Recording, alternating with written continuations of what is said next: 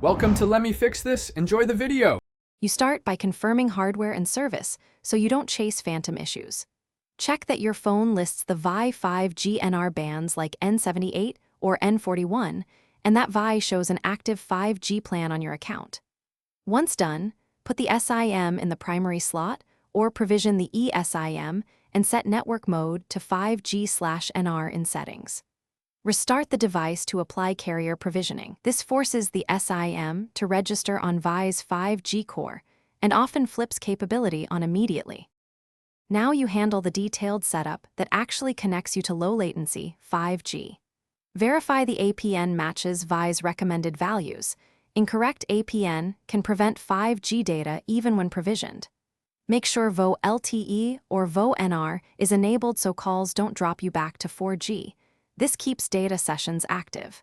If automatic registration fails, update carrier settings or firmware. Then try manual network selection to lock onto VI's NR cell.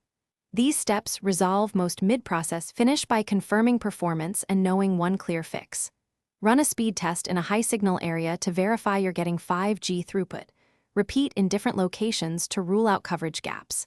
If the phone won't attach, toggle airplane mode, reboot, or reset network settings so the SIM re-registers on VI's core. If you still don't get 5G, recheck APN values and try the SIM in a second 5G phone. If that fails, contact VI support with your IMEI and registration logs for targeted help. Thanks for watching. If you found this helpful, don't forget to like and subscribe.